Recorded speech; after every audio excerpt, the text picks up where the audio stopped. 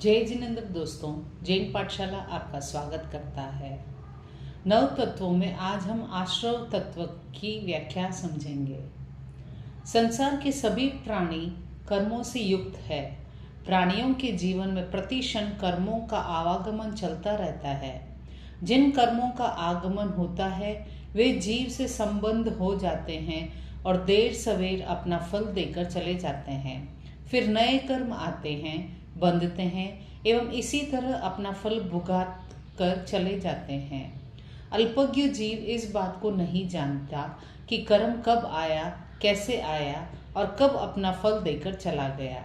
संसार के प्राणी विशेष रूप से मानव भी प्राय नहीं जानते और न ही जानने का प्रयत्न करते हैं कि हम इस लोक में एवं इस रूप में क्या व किस कारण से आए हैं, कहाँ से आए हैं और हमें कहाँ जाना है। जो जिज्ञासु है वे भी कर्म सिद्धांत को मात्र इस रूप में जानते हैं कि जीव जैसा शुभाशुभ कर्म करता है वैसा शुभाशुभ फल भोगता है। उनकी जिज्ञासा होती है कर्म का आगमन क्यों और कैसे होता है, उस कर्माश्रव का स्वरूप क्या है, वह कितने प्रकार का है, कर्म कैसे बिना बुलाए आते हैं और कैसे आत्मा से चिपक जाते हैं, क्या कर्म को आते हुए रोका भी जा सकता है। इन जिज्ञासाओं का समाधान इस प्रकार है। शुभ और अशुभ कर्मों के आगमन को जैन कर्म विज्ञान की भाषा में आश्रव कहते हैं। जिस क्रिया या प्रवृत्ति से जीव में कर्मों का स्त्राव यानी आगमन होता है वह आश्रव है। आश्रव कर्मों का प्रवेश द्वार है। अब आश्रव की व्याख्या को समझेंगे। पूर्वाचार्यों ने आश्रव शब्द को कई तरह से व्युत्पत्ति की है। आश्रवंती प्रतिशति येत कर्मान्यात मनित्यास्त्रव कर्म बंध हेतु रीति भाव।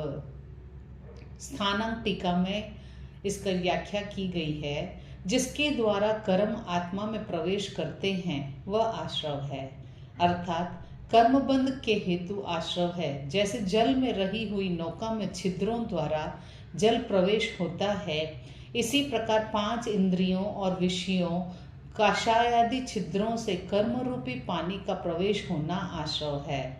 तत्वार्थ सूत्र में आश्रव की व्याख्या करते हुए कहा गया है, कायवांग गमन कर्म योग स आश्रव। काय, वचन और मन की क्रिया को योग कहते हैं, वही योग आश्रव है, अर्थात कर्म का संबंध कराने वाला है। मन वचन काया के शुभ और अशुभ योग के द्वारा जो कर्म बांधते हैं उनमें कषायों के कारण भिन्नता आ जाती है, अर्थात योगों की समानता होने पर भी कषायुक्त जीवों को जो बंध होता है वह विशेष अशुभ अनुभाग वाला और विशेष स्थिति वाला होता है। कर्माश्रवों में बाह्य साधन समान होने पर भी कर्मबंध में अंतर हो जाता है। अतः कर्माश्रवों का आधार मुख्यतः अध्यवसाय है। बाह्य क्रियाएं और उनके साधन एक सीमा तक कर्मबंध के निमित्त होते हैं। मुख्य रूप से कर्मबंध अध्यवसायों पर निर्भर करता है। बाह्य क्रिया समान होने पर भी अध्यवसायों में बहुत अंतर हो जाता है। उदाहरण के लिए एक हिंसक व्यक्ति छुरी चाकू चलाकर घातक बुद्धि से क्रिया व्यक्ति को मारता है और एक डॉक्टर रोगी को स्वस्थ करने के लिए शल्य चिकित्सा करता हुआ छुरी चाकू का प्रयोग करता है। उक्त दोनों व्यक्तियों ने शस्त्र छुरी चाकू का प्रयोग तो किया, अधिकरण भी उनके समान हैं, परंतु दोनों के अध्यवसायों में बहुत बड़ा अंतर है। एक के अध्यवसाय हिंसक होने से संक्लिष्ट है, अशुभ है, जबकि दूसरे के अध्यवसाय शांति आरोग्यदायक होने से शुभ है। अतएव पहला हिंसक व्यक्ति अशुभ कर्म बंध का भागी होता है, जबकि दूसरा व्यक्ति शस्त्र का प्रयोग करने पर भी मुख्यतः शुभ कर्म पुण्य कर्म का भागी होता है। आश्रव के भेद। आश्रव के 42 भेद है।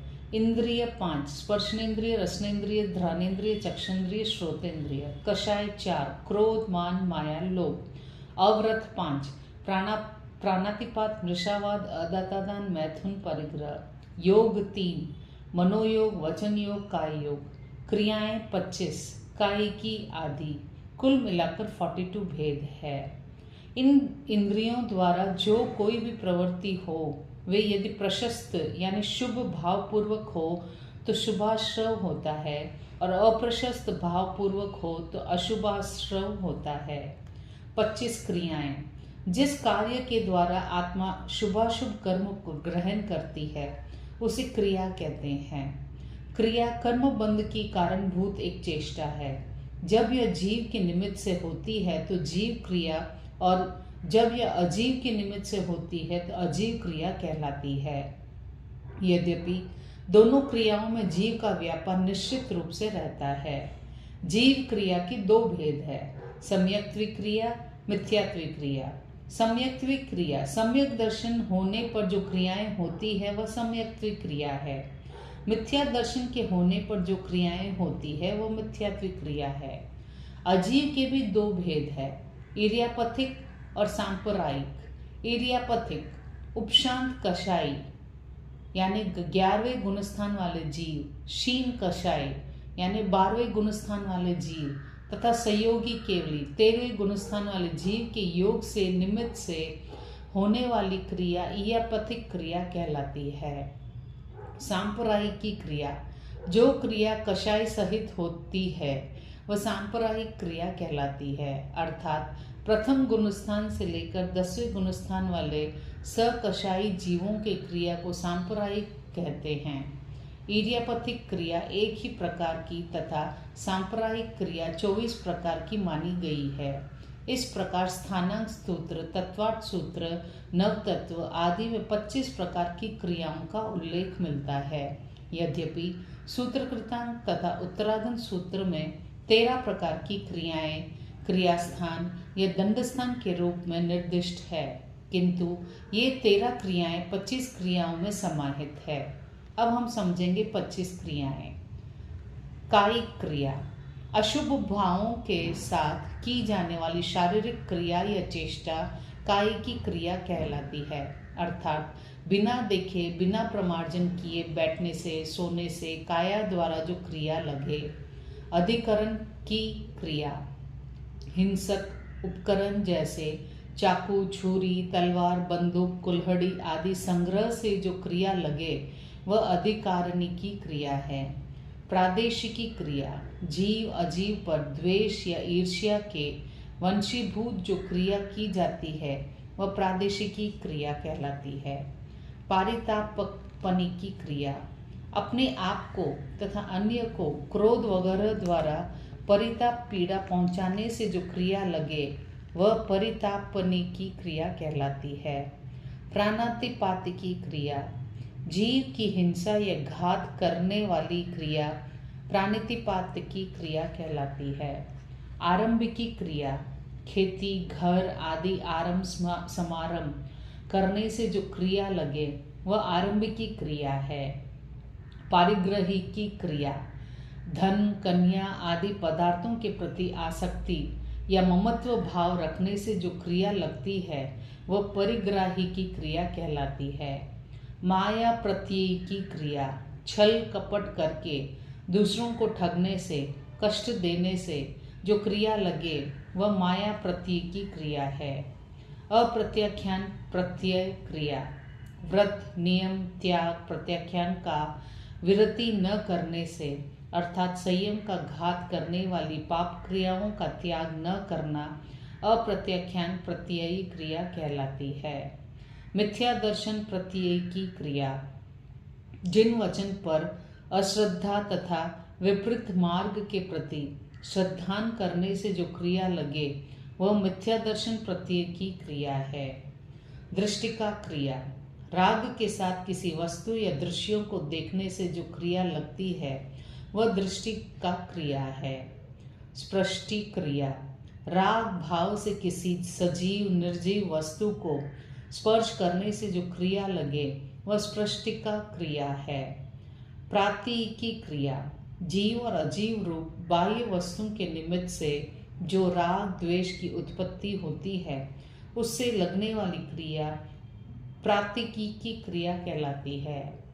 समांतोपनित की क्रिया। अपनी श्रद्धा समृद्धि की प्रशंसा सुनकर खुशी होना अथवा घी तेल दूध आदि से बर्तन खुले रखने में उनमें त्रस जीव आकर गिरे, उससे जो क्रिया लगे वह समांतोपनित की क्रिया कहलाती है। स्वहस्ती की क्रिया। आत्महत्या या अपने हाथों से शिकारी कुत्तों आदि से अथवा शस्त्र द्वारा जीवों की हिंसा करने से जो क्रिया लगे वह स्वहस्ती की क्रिया है। नैया दृष्टि की क्रिया। किसी वस्तु को बिना यत्ना के पटक देने से लगने वाली क्रिया नैसुटिकी इष्ट की क्रिया कहलाती है। आज्ञापनी की क्रिया। किसी पर आज्ञा चलाने से या आज्ञा देकर पाप व्यापार आदि करवाने से या किसी वस्तु को मंगवाने से जो क्रिया लगे वह आज्ञापनी की क्रिया कहलाती है। विदारणी की क्रिया। किसी वस्तु का छेदन भेदन आदि करने से तथा किसी को गालियां कलंक आदि देने से जो क्रिया लगे वह वादरणी की क्रिया है। अनाभोग प्रत्यय क्रिया। अज्ञानता से या प्रमादवश कार्य करने से जो क्रिया लगे वह अनाभोग प्रत्यय क्रिया कहलाती है। अन्वाकांक्षा प्रत्यय क्रिया। स्वयं का हित अहित सोचने समझे बिना ये लोक और परलोक के विरुद्ध कार्य करना, जैसे बिना सोचे समझे हिंसा में धर्म बताना, दंगा करना इत्यादि। प्रेम प्रत्यय क्रिया। प्रेम अनुराग के कारण लगने वाली क्रिया प्रेम प्रत्यय क्रिया कहलाती है, जैसे लड़का लड़की का परस्पर प्रेम अनुराग। द्वेष प्रत्यय क्रिया। द्वेष भाव से लगने वाली क्रिया द्वेष प्रत्यय क्रिया कहलाती है। प्रायोगिकी क्रिया। मन वचन काया के योग को अशुभ प्रवृत्ति में लगाना, जैसे असावधान होकर पापकारी भाषा बोलना, गमनागमन करना इत्यादि। सामुदानिकी क्रिया। समूह में मिलकर जो कार्य किया जाता है उसे होने वाली क्रिया सामुदानिकी क्रिया कहलाती है, जैसे इकट्ठा होकर नाटक सिनेमा देखना, कई लोगों द्वारा मिलकर एक आदमी की पिटाई करना, युद्ध करना आदि। ईर्यापथी की क्रिया। कषाय के अभाव में केवल गमनागमन रूप काय योग के निमित्त से जो क्रिया लगे वह ईर्यापथी की क्रिया कहलाती है। मोह विजेता मुनिवर तथा केवली भगवान को यह क्रिया लगती है।